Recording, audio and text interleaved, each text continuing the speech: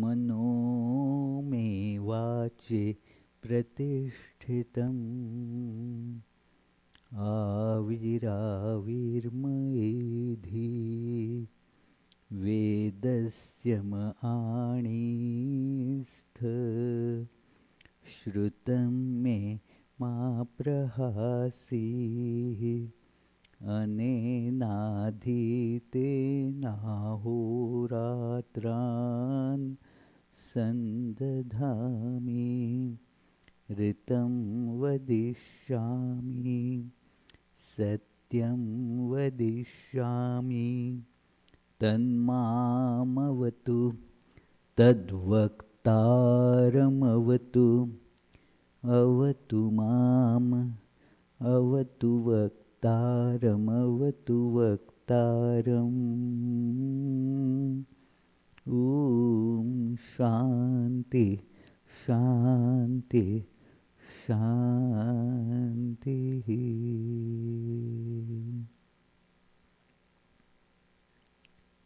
Om May my speech be established in my mind. May the mind too get established in my speech. O self-effulgent Lord, be revealed in my consciousness. May the truths of the scriptures come to me, illumining my life. What I learn from them may never ever forsake me. Let me live my life day and night according to their teachings. I shall speak what is appropriate. I shall speak the truth. May that protect me. May that protect the teacher. Om. Peace, peace, peace.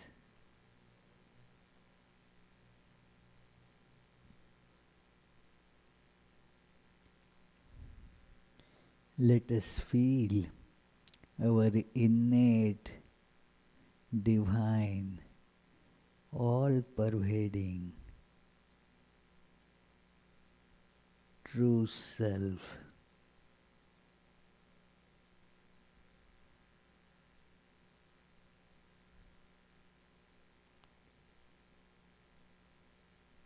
It's pure.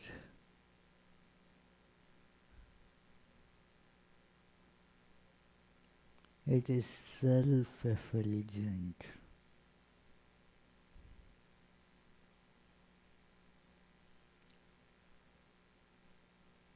It is ever present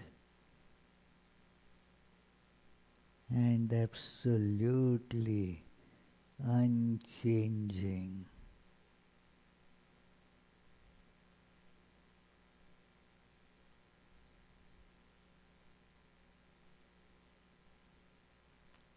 It is all pervading.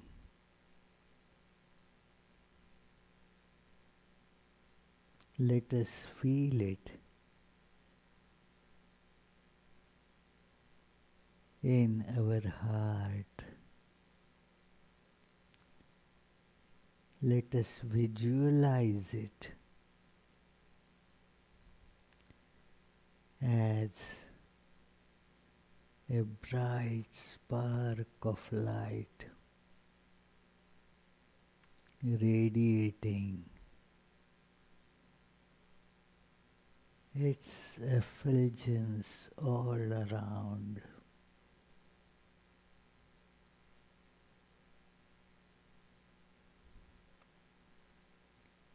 Filling our mind and body.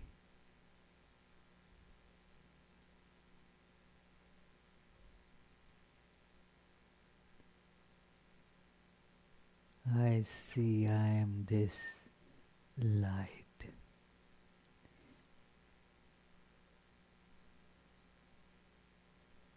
There is no darkness in me. There is no impurity in me.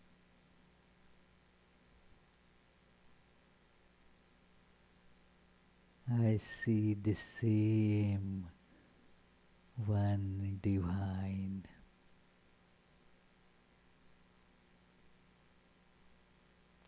Spread everywhere. Same light. Inside, outside. In fact, no inside and outside anymore.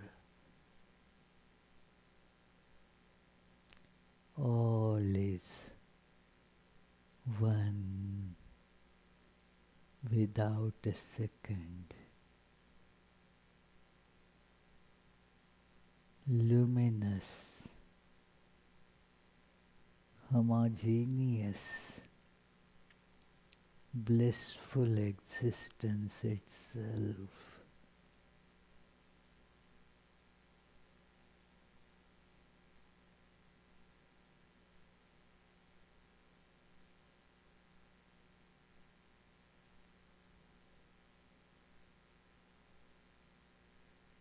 I am that. I am bliss itself.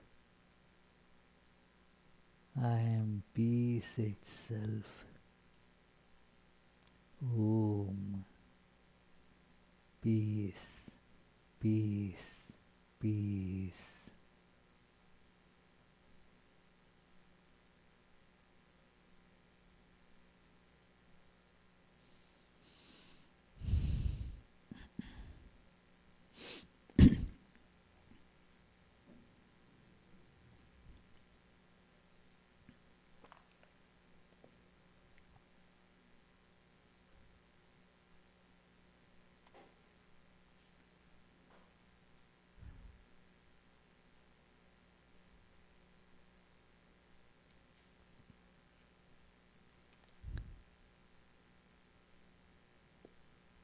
So, dear friends, let us begin today's discussion with our usual chant.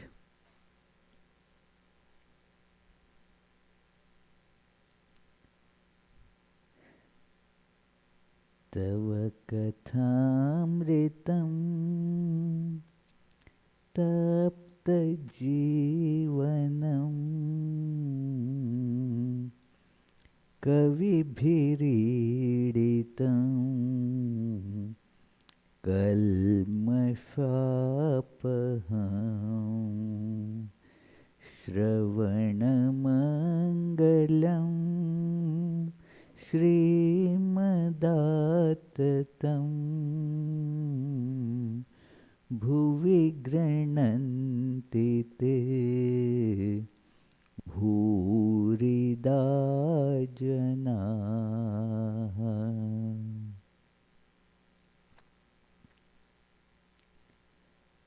So by the divine grace in our study of this blessed biography of Sri Ramakrishna, we will be starting then chapter 2 in this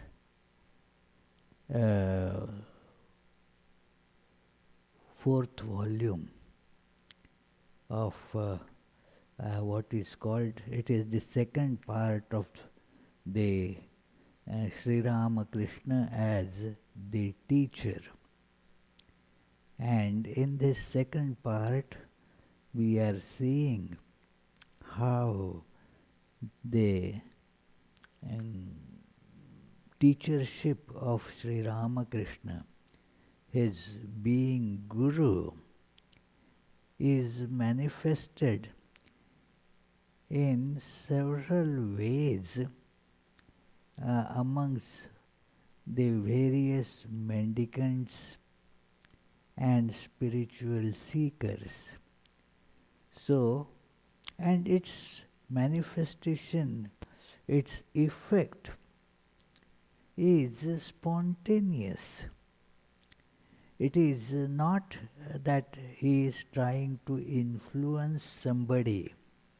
There is absolutely no attempt to teach somebody. Absolutely not. It is his personality becomes the teacher. And therefore, the author, Swami Saradananda, has given many ideas about what his personality then was. His being in Bhava Mukha. We spent many classes in trying to understand what is this Bhava Mukha. And this is a state where Sri Ramakrishna is going in between the two states, the state of absolute and the state of relative manifestation. He would say Nitya and Leela. There is the Nitya, that God is everything, that alone is real, that reality is beyond all names and forms. That is one aspect. And then that very reality appears as this manifestation. The various names and forms have no existence of their own. It is the same one without second reality manifests as this universe. There is actually no distinction between them. This is a great teaching of Vedanta, that the transcendence as well as immanence of this the Brahman or the God or reality, it manifests as this whole universe. It is immanent everywhere. That God who is beyond everything is also immanent in everything. So this is what Sri Ramakrishna's experience was. So he is kind of standing on a threshold. He could be seeing inside as well as outside. He can go out and he can come in. And therefore, he had the unique ability of seeing this absolute truth as well as the sufferings of people because they don't see this and are thus confined, caught, imprisoned in this individuality or ego. They do not see that they are the ocean of consciousness. They do not see that this little body-mind complex that they call their ego or their individuality, it is not their true nature. It is changing and vanishing. Let it go. So, Sri Ramakrishna sees that that is the cause of suffering, that getting caught in this I am so and so, I am like this, I am scared of dogs, or I am scared of darkness, or I can do this and that. Yeah, all these things about getting identified with a particular body and mind, that is the cause of our bondage and subsequent misery. Let us feel this, friends. Then we can see how Sri Ramakrishna's teachership can influence us to break this bondage, and we also will be seeing, experiencing our infinite, divine, ever free, ever blissful nature. So, all the teachership of Sri Ramakrishna is just behaving with this awareness, and thus it would get imparted uh, amongst whosoever, all those who came in contact with him and who had this inkling, a little bit at least. It is, if there is a little fire, by giving air and fuel, it can grow into a conflagration. But there should be some innate fire there. So, whosoever had that little fire, it might be covered with lot of ash or something, but if it is still there, then a little fanning, a little fuel will set it on to become big conflagration. So, this is what Sri Ramakrishna's teachership is, that the little that desire in us to become free. We all have this desire to be free. We don't like bondage. A child also wants to break the bondage, do not like discipline. The other day at our dining table, one, not a child as such, a grown up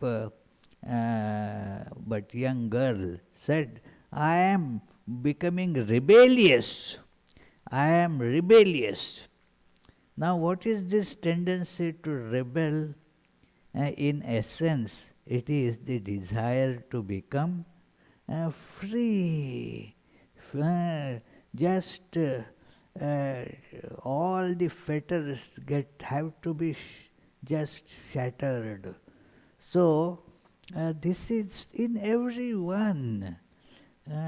In long back, about 19-20 years ago, 19 and a half years ago precisely, it is, there was, I had gone to Marshfield, and then there was the discussion that this is the property of the other neighbors, and when there is a children's camp, the children should not be going there. They feel disturbed, and so let them be within the confines of our property. Idea was excellent that yes, we should not bother the neighbors, let them have their peace. So somebody suggested that let us put a kind of fencing, a small fence, so that that will solve the problem. And somebody who knew the children's psychology said, that won't work. What happens is, whenever a child sees a barrier or a fence, the first instinct is to go beyond it, to somehow climb and jump over the other side. So it is better not to put it. And I also agreed, yeah, that sounds the right thing to do. So, wherever we see a barrier, we want to cross it. And that is, you see it in human nature, you see it in all the development of science and technology. There is a barrier, there is a problem that is obstructing our march further. Hey, come on, break it. So that is how the tendency to become free is there in everyone. We do not want to be bound in any, these limitations. So this is the actually the part of the struggle towards the realization of God, knowingly or unknowingly. When directed to see what really the barriers are, what really is obstructing our innate divine nature that is ever free. When we realize that, then we become ever free, otherwise ever bound. If we don't see that, then it is unending bondage. So, Sri Ramakrishna's life brought this to the fore automatically, and thus they all various spiritual aspirants of different hues learned from Sri Ramakrishna. So this is all a spontaneous automatic expression of his being in this state of bhava mukha, a powerful searchlight as it were, is just being thrown all around through his life, and whosoever would come in contact with it would get that luminous expression in one's life. That is how his nature of teaching was. So, you have seen, we saw earlier, last time, the section on Vaishnav Charan and Gauri Pandit. They came in contact with Sri Ramakrishna for the obvious one purpose was they were invited to testify the contention of Bhairavi Brahmani, that whether Sri Ramakrishna is incarnation of God or not. And in the process, not only they agreed that Sri Ramakrishna is God in human form. It is God. There is absolutely no doubt about his being divine, yet in human form. Somebody had brought a log cake. A log cake means what? It was cake, but in the form of a log of wood. So it was a log of wood in appearance, but cake in its essence. So when you eat it, it won't taste like log of wood. It won't taste wood. It will taste like a delicious cake, but in appearance it was log of wood, very nicely made.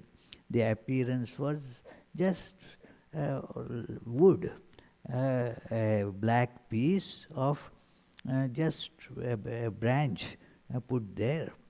So that is how Sri Ramakrishna, a human form, but essentially divine, a complete expression of divinity there. So they, both Vaishnav Charan and Gauri Pandit, having studied the scriptures regarding these things and themselves being uh, deeply uh, interested or involved in spiritual practice, they could easily feel this. And not only that, saying Sri Ramakrishna as incarnation of God, and if you just stop there, then you really have not understood this. They wanted that their life also be illumined by his contact, his presence, his guidance. And thus we see both Vaishnav Charan and Gauri Pandit, their lives were infused with the love for the God and that dispassion for the world. The two go hand in hand. Sri Ramakrishna used to say this again and again. The two things are actually simultaneous. Just two expressions, that love God and then the attraction to the names and forms, the attraction towards world, concern towards world, give it up. It is like that. So, positive and negative. It is same thing like Sri Ramakrishna would give this analogy that if you go towards east, the west will automatically be left behind. Are you doing two things? No, let me, this I have been going towards east for some time and now let me push the west behind. No, that happens automatically. Either way, if you want to push the left behind, you will be moving towards east. And more effective ways to move towards east. And the test of it is that left will be left behind. The west will be left behind. So that is how it will be. That you go in that direction, the other direction will fall away.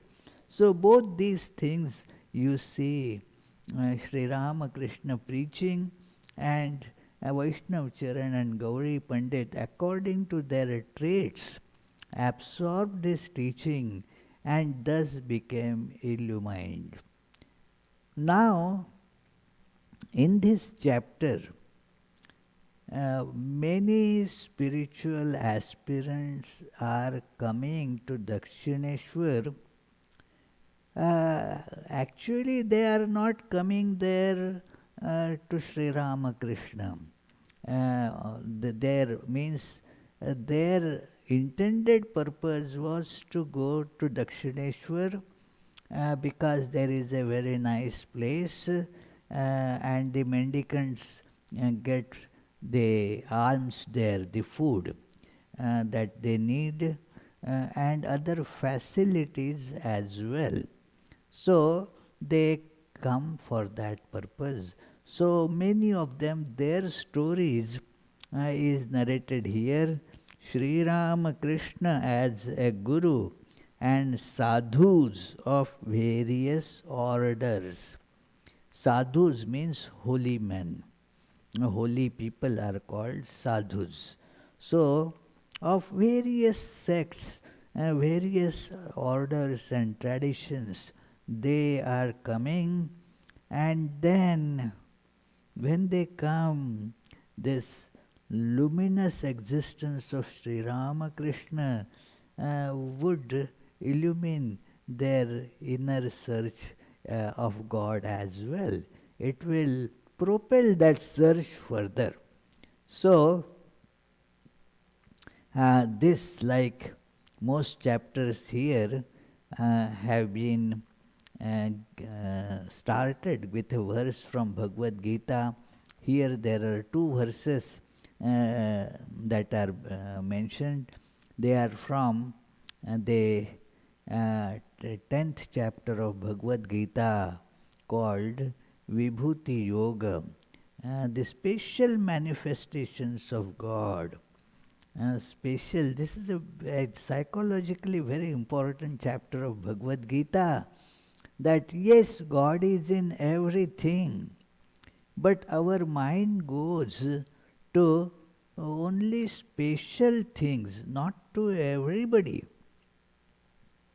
Like we don't read about every Tom, Dick, Harry. We read about the President of United States. We read about the very celebrated personalities in different fields. So we they are the important things that attract our mind. We do not go to every ordinary place for sightseeing. I have not seen anybody going to the sightseeing for towards just the financial district of Providence. They can go for walk, but not really. It is not a sightseeing place per se. They plan, let's go to Grand Canyon, let us go to the African safari, let us go to those snow peaks in Alaska and Canada and all that.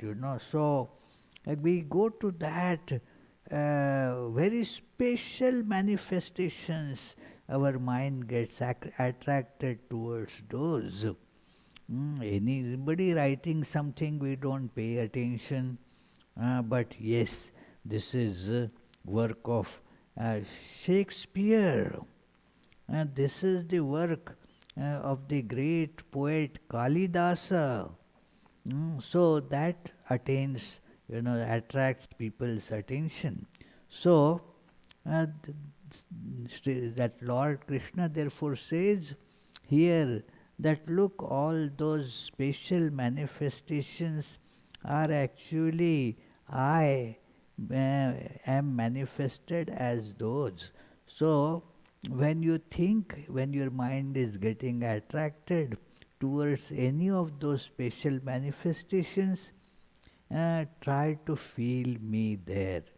But this chapter of Bhagavad Gita initially has some verses mentioning the all-encompassing and all-compassionate nature of the God.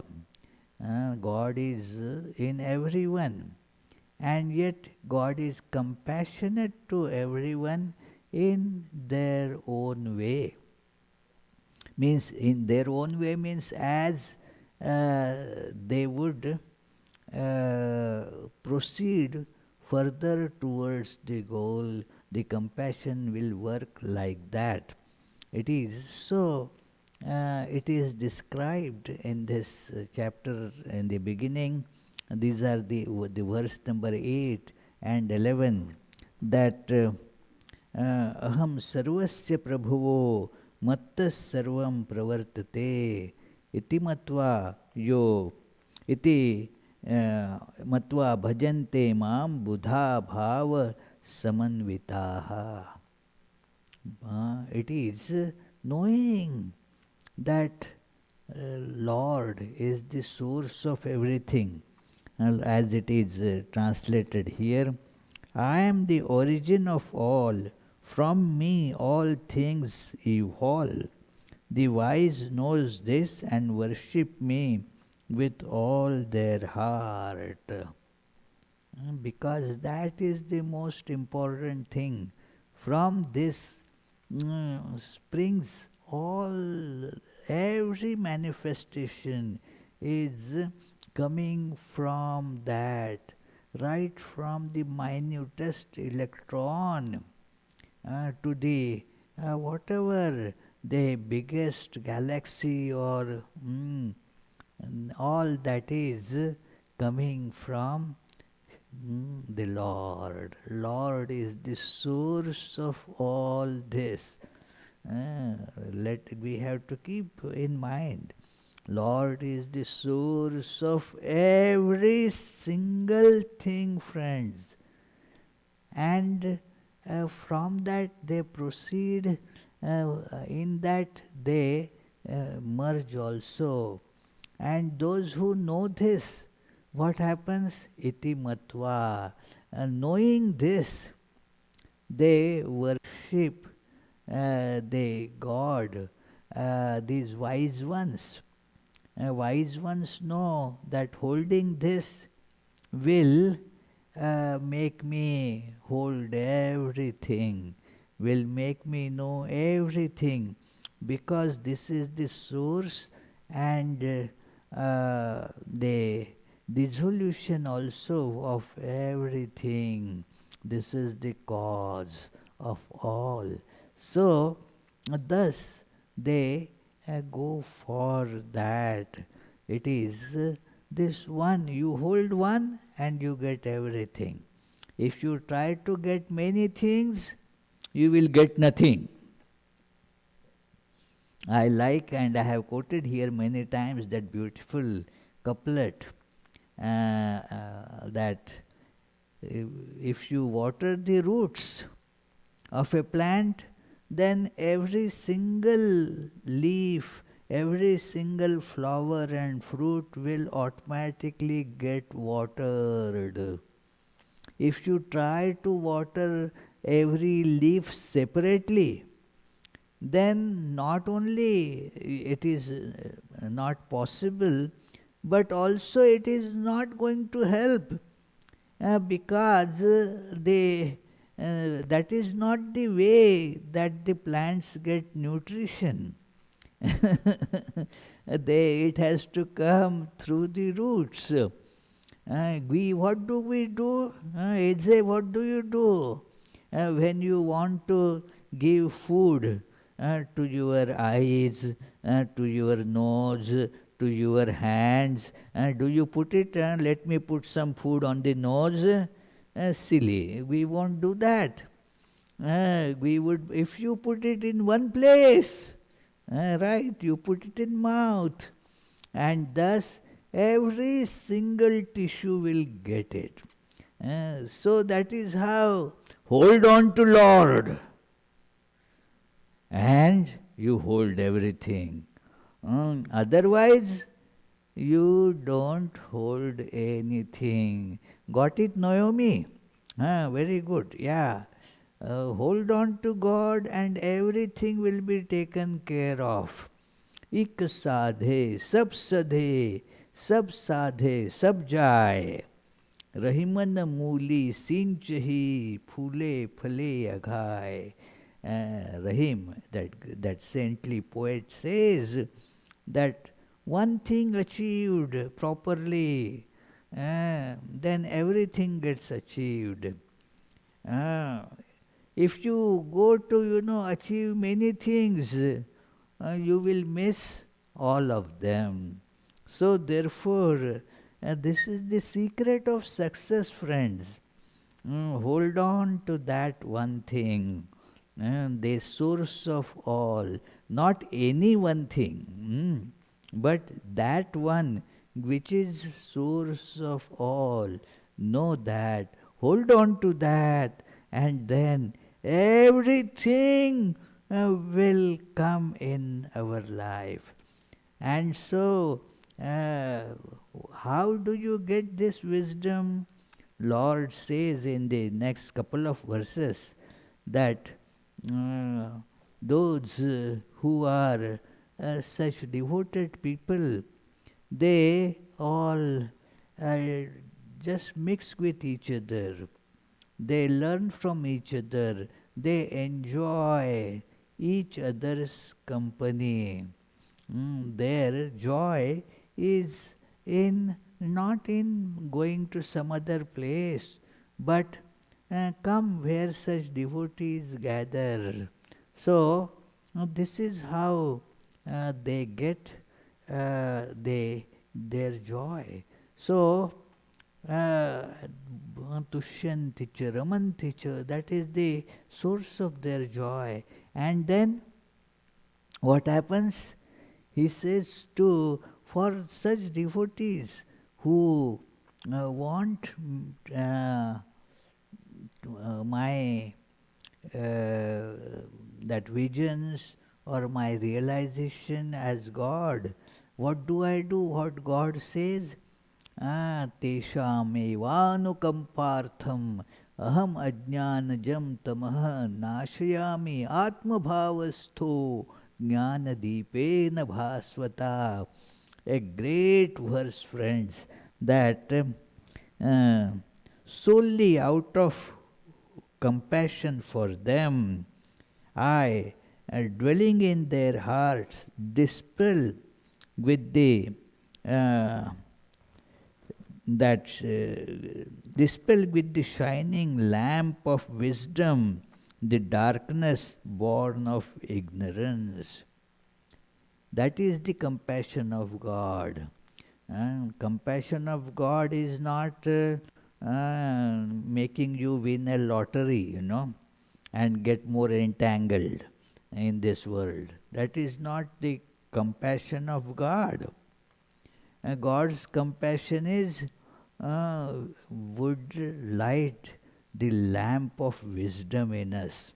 And Shankaracharya has given very illuminating commentary on this verse, but I am not going at that. But he says that is how this lamp is to be kept burning with the oil of spiritual practice. This lamp will dispel all ignorance and all the effects of ignorance. Tama, ajnanajam tamaha, that the darkness of ignorance will thus get dispelled by this light of wisdom, which God, out of His bounty, out of His compassion, would be lighting in the hearts of such devotees. So, after introducing with these two verses, now the author starts the narration. This is page 570. How the master met other monks. That is the caption of the chapter, caption of this paragraph. Once the master told us, in quotes, after Keshav Sen came, a group of young Bengal like yourselves began to come here. You don't know that before this, many sadhus, ascetics, all renouncing monks, and Vaishnava anchorites would visit this place. They stopped coming this way as much when the railroad was constructed. But prior to that, all the holy men would pass by as they travelled the road alongside the Ganges on their way to bathe in the Ganga Sagar, considered a very holy place of pilgrimage, where Ganges meets the Bay of Bengal. So that place is considered very holy. So, or to visit Lord Jagannath in Puri, another very prominent pilgrimage place. So, they would invariably stop for a few days at Rasmani's temple garden, that is Dakshineshwar, uh, setting up their tents to rest. Some of them would stay longer. Do you know why? Monks do not set up camp in a place that lacks facilities for food and water and is not close to a secluded jungle where they can answer the call of nature. Monks live on alms, so they set up their dwellings where alms are easily available. So, it is, and he narrates this further, this idea continues. When monks get tired while traveling, they will set up their tents for a couple of days, even if it is difficult to obtain alms there. But they never stay in a place where water is scarce and it is difficult to find a secluded jungle where they can answer the call of nature. This he had illustrated by giving a story also, that how a good monk will find a secluded place always and will not just relieve or ease in front of others or in a place that is frequented by other householders. So, we will skip that story. You can read. Food was available in Rasmani's temple garden, and by the grace of Mother Ganges, there was no scarcity of water. Furthermore, there was a secluded jungle nearby for answering the call of nature. So monks would set up their tents here. The word travelled from mouth to mouth. One monk would tell another about this place, and the latter would tell a subsequent monk. So it becomes information spread very quickly all around, like coronavirus, spreads all around by contact. One person gets it, and then all who came in contact with that person also tend to get it. And therefore the contact tracing is an important thing in containing this infection. That, somebody got, with whom this person got in contact with, they need to be alerted about it. So, therefore, this is how the information about the place spread. That yes, here is a nice place for the monks on pilgrimage, where they can stop, get food and also other facilities would be available to them there. So please do not hesitate, go there on the way when you need to stop. And so many holy people started coming to Dakshineshwar. And when they the master continued, at particular times certain types of monks would gather here in large numbers, and depending on the particular reason that they are traveling, all different orders of monks or mendicants, they have preference to certain pilgrimages at certain times. There is a big variety in that. As those devoted to a particular manifestation of God would go to one place. That would not be of much interest to other monks. They would go to a different place. So, therefore, at different times, these mendicants in hordes would come in big groups, would come and stay at Dakshineshwar. They were not like vagabond mendicants looking for food. This room, pointing to his own, was always crowded with sannyasins. Day and night they would talk about Vedanta, Brahman, the nature of Maya, and Asti Bhati Priyam. That is how the discussion would go on. They would be interested in that. So that is what made them become monks. It is not that if you become monk you will get food for free.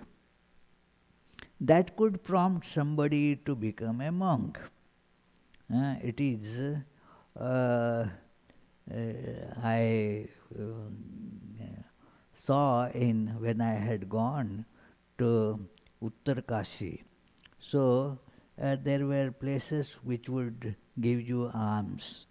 So we would go there. I was there at that place, and then there was a long line of monks, and I stood at the end of the line awaiting my turn. And when the one who was giving alms, he saw me, he said, "You come forward." I said, "No need, I will come at my turn." "No, no, no, you come forward. You come first." So I went there, and then he gave me the alms. It used to be there that 4 flat tortillas and some lentil soup. That used to be the daily this thing, alms. So they gave it, and then I was curious why you did not give them, and called me. Said, they will also get, but the monks should get first. These, although they look like monks, they are, he said in English it would get translated as seasonal monks. Means when they have their homes, their families in the villages, but now when there are rainy season, the crop season is over. So now they don't have much farming work left there. So for some time they become monks to get the food. So therefore we don't deprive them, but first is those who are genuine monks. So I see you are a genuine monk, and so I called you ahead. Those are they only dressed up as monks to get food. It is so therefore they are different. They have no interest, and after a few days I realized that many of those did not have any interest in spiritual practice. They were there so that they can collect some food, and sometimes a rich man will give them some cash offerings. For that they would be there. So this is how Sri Ramakrishna distinguished that what I am telling you about were those who were the monks with deep and intense spiritual fervor in them. So they would sit there. They were sannyasis and would be talking about Vedanta of Asti Bhati Priya. This is the Vedanta description of Brahman, that divine, how it is. Asti, it is. It is existence itself. It is. Isness. Anywhere you see the isness, it is derived from that source, that is. And it manifests, it shines forth. It is consciousness. Whatever one becomes conscious of is derived from that source of consciousness, asti, bhati, and whatever one loves or likes, all that love is also emerging from this source of all love, Priya, the dear one. That is the dearest one. They all other things become dear only because of the association with it. So they would sit in that Sri Ramakrishna's that room and then would talk to them, and they would discuss amongst themselves. Many times Sri Ramakrishna would hardly participate in that talking. He was mainly the listener. Uh, Referring to existence, knowledge, bliss, the Master would explain to us, do you know what this is? It is the true nature of Brahman. Vedanta explains it this way: whatever truly exists manifests itself. The manifestation is the nature of knowledge. The thing that we know becomes manifest to us, and the thing that we do not know remains unmanifest. Isn't it true? So Vedanta says that whatever we are conscious of an object's whenever we are conscious of an object's existence, that object is simultaneously revealed along with our consciousness of it. In other words, we become conscious of its nature as knowledge, and forthwith we feel it as dear. That is, its blissful nature rouses a feeling of love within us and causes us to love it. It is anything, everything in the world attracts us and repels us both, It attracts for some time and repels at other time. So it is because we get attracted because it is God. Although we may not know that as God, but we get attracted because of that. And then because of our being caught in name and form, we see that it is not what actually is worth getting attracted to. So there is the repulsion. That is how we are kicked around by everything else apart from God, like this. A terrible bondage, attraction and repulsion. So here is what they thus, whenever we are conscious of existence, we are also conscious of knowledge and bliss. Therefore, what is existence is also knowledge and bliss, and what is knowledge is also existence and bliss, and what is bliss is also existence and knowledge. This world, the objects within it, and all beings have their source in Brahman, and the true nature of that Brahman is Asti Bhati Priya or Satchidananda.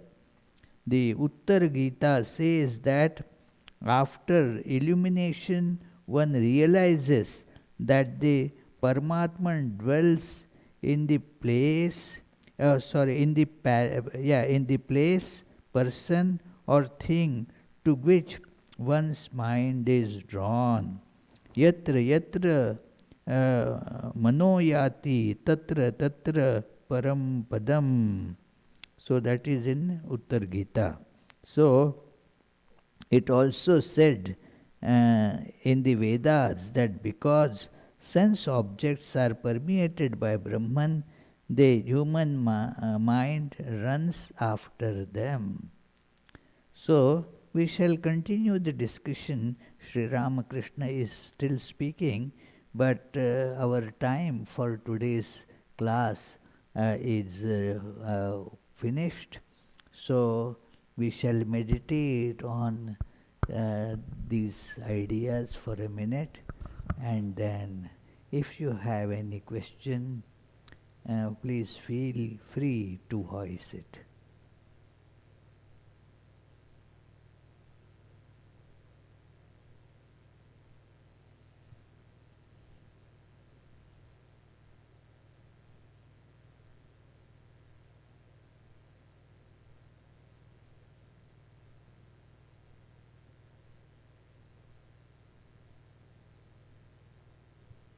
Yes, please. Few questions from the web. First one is from Charles. Most people do not want to go beyond the world. How can we be unselfish and help or support them? Yes, if they don't want to go beyond the world, it is they be compassionate still to them by serving them, but that doesn't mean you should be intensifying their ignorance further. It is we should serve them in such a way that while their misery is ameliorated, and they also will see the cause of this misery. If they are not interested in it, okay, let them be aware that their problem will not get solved by just this. It will just shift in a different direction temporarily, that's all.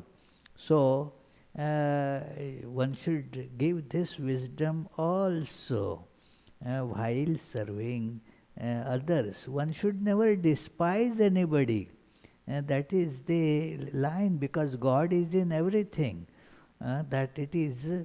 But as much as we can, and we should serve others and also scatter this wisdom too. Okay, second question from Charlie.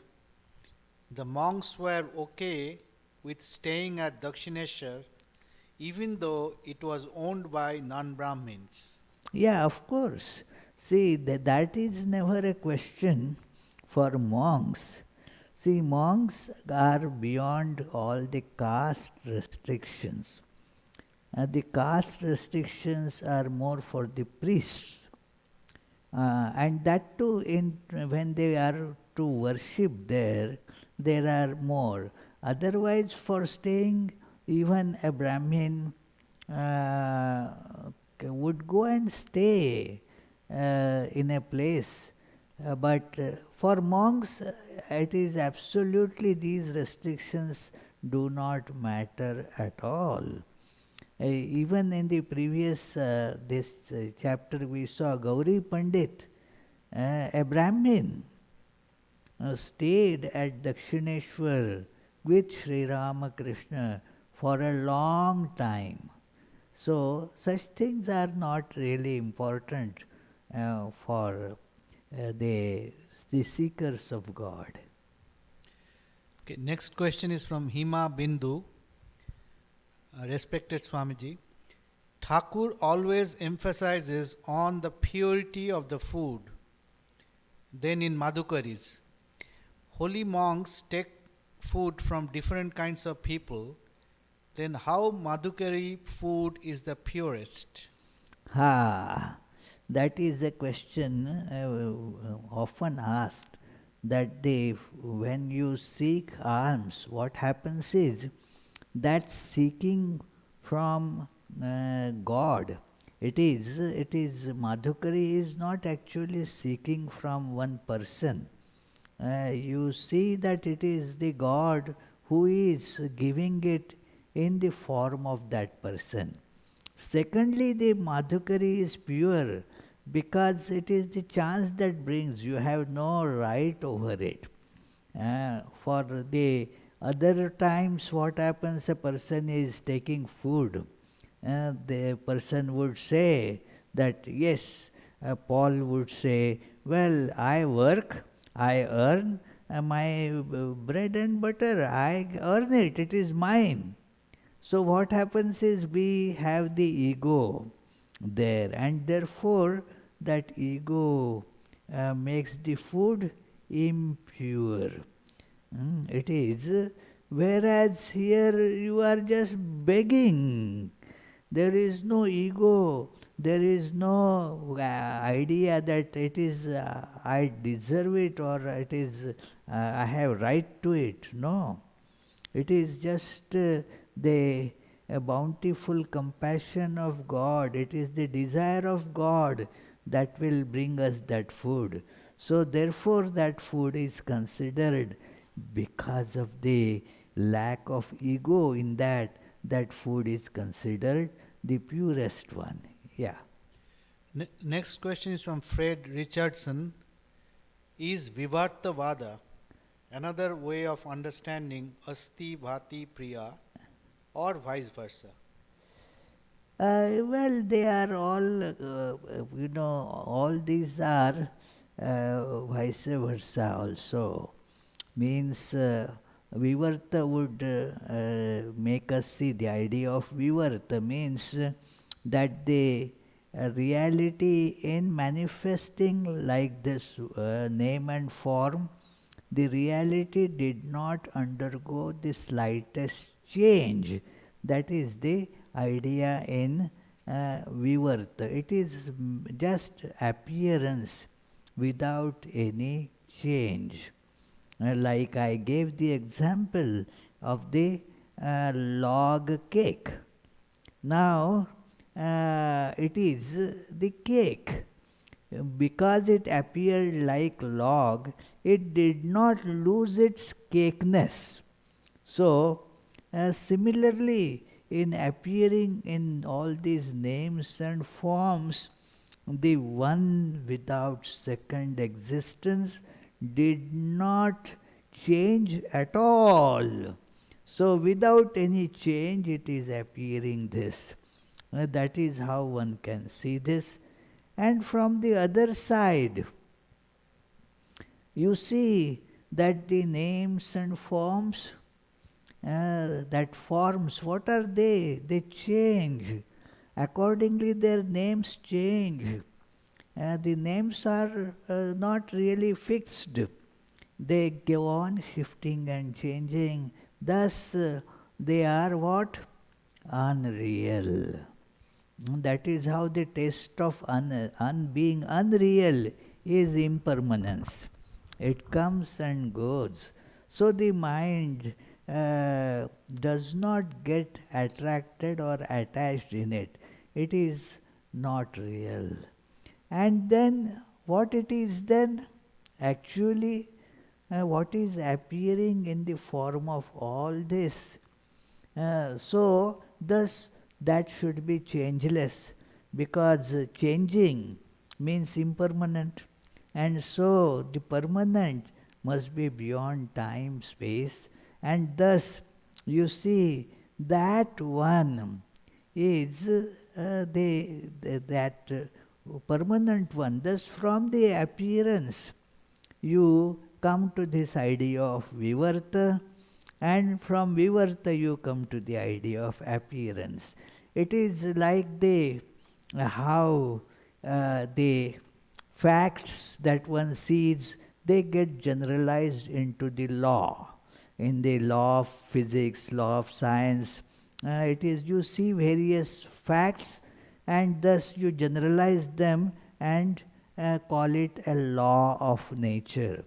Now, afterwards, by using the law, you decide or you think you know what is going to happen. So, like looking at everything around, you deduce the law of gravitation. And then when somebody is jumping from a building, then you know that the person is going to fall because of the law of gravitation. So that is how this is, both are complementary to each other. One question from Hima Bindu. Swamiji, how monks survive in extreme cold and how they survive with minimal food? Well, it is all the what makes us survive is actually the wish of God. And otherwise, even if there is plenty of food and plenty of heat, a person can die. So many died of this COVID. So many die of heart attack. I was looking at the statistics the other day that the people dying by heart disease are twice as many as those died with who have died by COVID. And those who die with cancer, they are also of that number. Then there are all these people who die in COVID. Now they are having enough food, most of them. They are not dying because of starvation. They are also having lot of warmth and still they die. So how one survives in cold?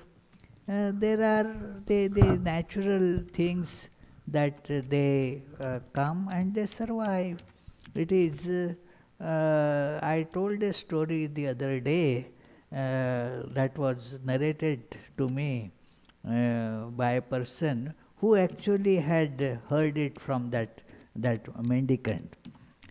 In the heights of Himalayas, it was very cold. This devotee and his companions and all, they had gone with lot of wool covering them to keep themselves warm, and still they were shivering in cold. And then they came across in a cave, a monk was sitting there almost bare-bodied. And then they asked, well, how are you able to survive in this terrible cold? And then the monk smilingly said, look, you have covered yourself, almost all your skin, with this warm clothing, but still you have kept your face open. How could you manage that? It is that skin, that part of the skin also should be feeling that cold.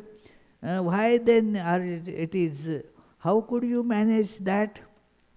Well, somehow that place, that skin, only that part has been made accustomed. And the monk smilingly said, so what you did to your face, we do it to the all over the skin, that's all. So it is human beings have tremendous capacity of adaptation. So one gets adapted to the conditions of cold, heat. Similar thing about heat also. Those who are living in the cooler places, they wonder how such tremendous heat. In fact, heat has bigger problem. Cold, if you find some garments and if you can light some fire, you will be able to get rid of cold. But what about if the heat is raging? The temperatures are, say, 120 Fahrenheit, and then there is no availability of air conditioner or such thing. What are you going to do? Well, The solution is you get accustomed to it. It is the adaptation possibility is there. So that is how they survive. There is the positive attitude and the attitude of surrender. In case of monks, both of these are there. But even those who are not monks or not spiritual aspirants, they can also do that because of the courage and then the adaptation skills. So one gets adapted to that. That is how it happens, yeah. So any question from here? So we shall now conclude with the closing prayers.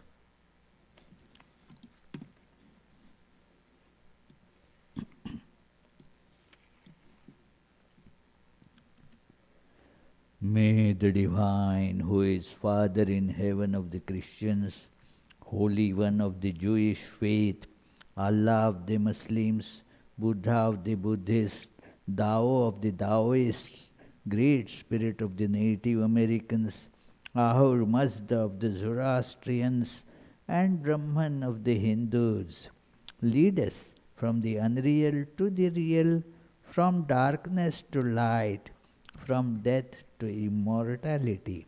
May the all-loving being manifest himself unto us and grant us abiding, understanding, and all-consuming divine love. Peace, peace, peace be unto all.